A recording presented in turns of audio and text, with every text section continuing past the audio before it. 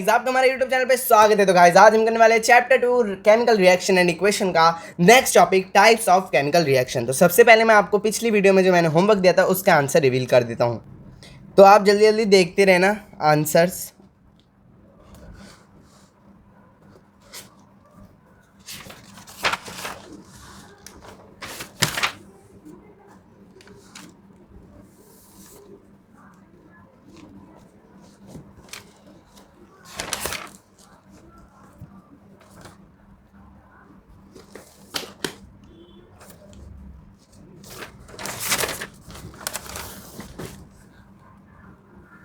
तो ये हैं इनके, बहुत 20 थे ना, हाँ 20 थे, तो उसके आंसर्स हैं, देख लो और देखते रहना कितने आपके सही हैं कितने गलत हैं, ठीक है।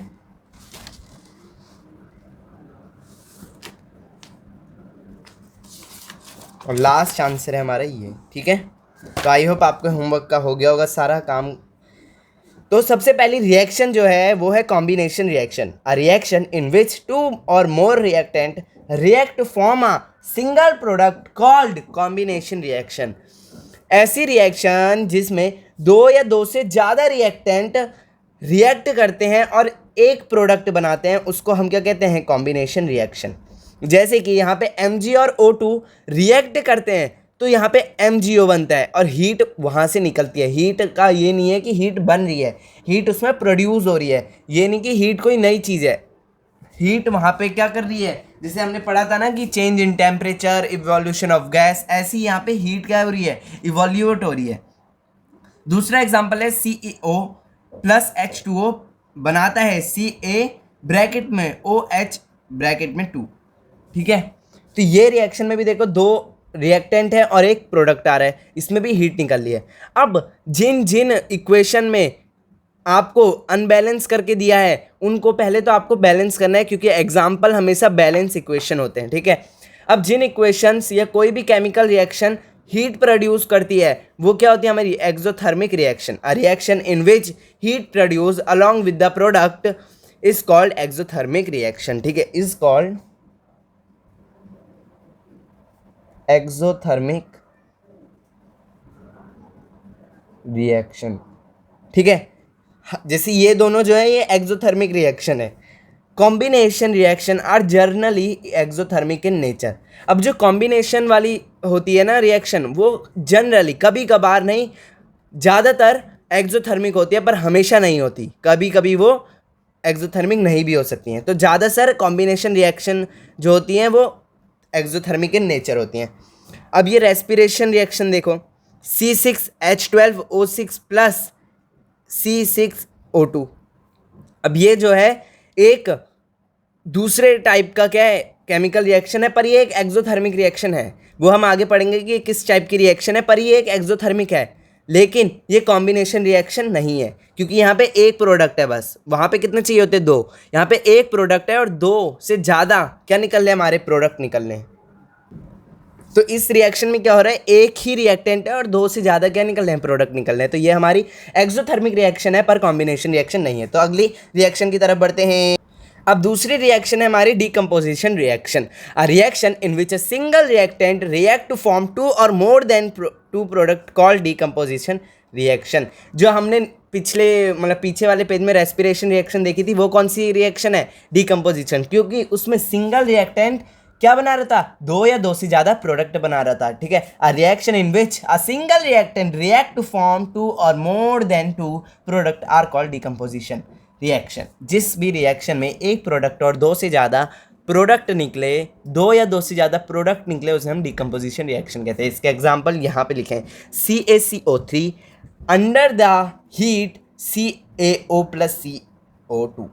अब उसमें वहाँ पे हीट निकल ली थी, अब यहाँ पे क्या होगा, हीट की वजह से जो मतलब हीट जो है ना वहाँ पे क्या करेगी, साथ देगी रिएक्शन करने में, इसको हम कहते हैं endothermic reaction. A reaction in which energy is required to form product called endothermic reaction. उसमें हीट प्रोड्यूस हो रही थी, इसमें रिक्वायर्ड है, जब तक हीट नहीं आएगी तब तक ये रिएक्शन इससे यहाँ तक नहीं आ पाएगी, ठीक है। ये रिएक्टेंट है तो ये नहीं बन पाएगा अगर हीट नहीं होगी, ठीक है, हमें हीट देनी होगी उसको। अब एनर्जी फॉर डीकम्पोजिशन, एनर्जी कुछ यूज़ होती है डीकम्पोजिशन के लिए। पहली है हमारी हीट, दूसरी लाइट और तीसरी इलेक्ट्रिसिटी। हीट को क्या कहते हैं हम? Thermal decomposition. थर्मल का मतलब, थर्मल मतलब हीट होता है। लाइट, फोटो डिकम्पोजिशन, फोटो को हम लाइट कहते हैं, तभी तो हम लाइट एनर्जी को फोटो एनर्जी भी कहते हैं, और फोटोसिंथेसिस को हम लाइट सिंथेसिस, क्योंकि लाइट के प्रेजेंस में क्या करता है? खाना बनाते हैं, तो उसे हम फोटोसिंथेसिस कहते हैं। Electricity, electrical decomposition. यहाँ पे मैंने एक चीज़ लिखी है, इलेक्ट्रोलाइसिस ऑफ वाटर। ये क्या है? इलेक्ट्रोलाइसिस ऑफ वाटर मदद करता है H2O से H अलग करने में और O अलग करने में। जैसे वाटर है तो उसमें सारे H वाले जो एटम्स है वो एक तरफ चले जाएंगे और O वाले जो हैं वो दूसरी तरफ चले जाएंगे, ठीक है। अब इनका एग्जाम्पल जो मैंने लिखे लाइट वाले का देखो, 2ACl बनाता है सनलाइट की प्रेजेंस में 2Ag + Cl2, ठीक है। अब ये दोनों ही क्या है? हमारे फोटो स्टेट आपने कराई होगी फोटो कॉपी, उसमें जो यूज़ होता है ना कलर, वो वाले कलर जो होते हैं वो इन दो से बनता है। अगर ये गलती से भी सनलाइट में आ गए तो ये Ag और Cl क्या हो जाते हैं? अलग अलग हो जाते हैं, मतलब कलर पूरा के पूरा ख़राब हो जाता है। सेम इसमें भी है, अगर AgBr सनलाइट में आ गया तो वो Ag और Br दोनों अलग अलग हो जाएंगे, मतलब वो काम का नहीं रहेगा, ठीक है। अब जल्दी से अगली हम रिएक्शन देखते हैं। अब अगर हम अपना third type of chemical reaction देखें तो वो है हमारा displacement chemical reaction. When an element displace another element from its compound is called displacement chemical reaction. तो ये क्या बोलता है? अगर कोई भी एलिमेंट डिस्प्लेस करता है अपनी जगह पे किसी और एलिमेंट को उसके कंपाउंड से, तो उसे हम डिस्प्लेसमेंट केमिकल रिएक्शन कहते हैं। तो ये थोड़ी सी क्या है, घुमावदार लैंग्वेज में लिखा है। जैसे कि यहाँ पे मैंने एक एग्जांपल लिखा है, पहले आप उसे देखो। ये वाला एग्जांपल नहीं, ये मतलब समझाने वाला एग्जांपल है, इसको लिख लेना। A + BC अगर AC + B बना रहा है तो हम क्या कहेंगे? इसे डिस्प्लेसमेंट केमिकल रिएक्शन। देखो अब इसमें हुआ क्या, एक अकेले था, B और C साथ थे, पर अब AC साथ आ गए और B अलग हो गया, ठीक है। तो इसको हम क्या कहेंगे? Displacement chemical reaction. तो अगर हम डिस्प्लेसमेंट केमिकल रिएक्शन का एग्जांपल देखें तो वो कुछ ऐसा है, Fe + Cu SO4 बनाता है FeSO4 + Cu।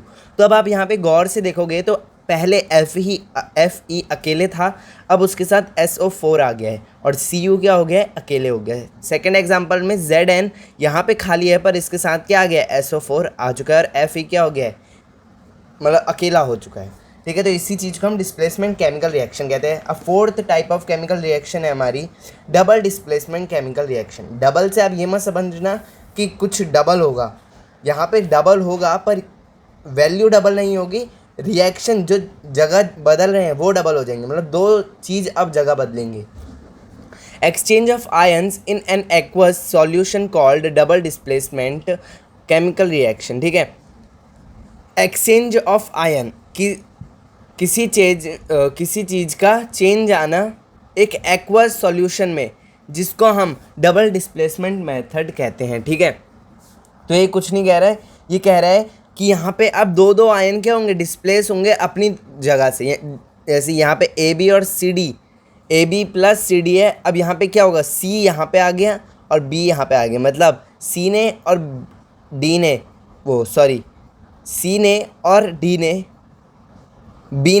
अपनी जगह बदल ली है, ठीक है। C और B ने अपनी क्या कर ली? पार्टी बदल ली, मतलब अब वो इनके साथ नहीं रहना चाहते, ठीक है। आई होप आप सभी को समझ आया होगा। अब अगर हम इसके एग्जांपल देखें तो BaCl2 + NaSO4 बनाता है BaSO4 + 2NaCl। तो यहाँ पे आप देखोगे तो Ba के साथ Cl2 था, अब वो Cl यहाँ चले गया है और SO4 Na के साथ आ गया। अब आप बोलोगे कि यहाँ पे तो आपने 2 लिख दिया, क्योंकि मैंने इसको बैलेंस करके लिखा है। जब भी आप कोई भी एग्जांपल लिखोगे तो वो बैलेंस फॉर्म में होना चाहिए, अगर अनबैलेंस फॉर्म में हुआ तो वह एग्जांपल मान्य नहीं होगा, मतलब उसकी कोई वैल्यू नहीं होगी। अब PbNO3 होल ब्रैकेट में 2 + Ki बनाता है 2KNO3 + PbI। तो यहाँ पे NO3 ने और I ने अपनी जगह चेंज कर ली, यहाँ पे क्या करने के लिए? बैलेंस करने के लिए मैंने यहाँ पे 2 लिखा है, ठीक है। तो टाइप्स ऑफ जो है हमारे केमिकल रिएक्शन की वीडियो यहीं पे ख़त्म होती है। अगर आपको वीडियो पसंद आई होगी तो लाइक करना और चैनल को करना सब्सक्राइब, इसके ही अगले चैप्टर के लिए और पार्ट के लिए। तब तक ले take care of your and your family, bye bye.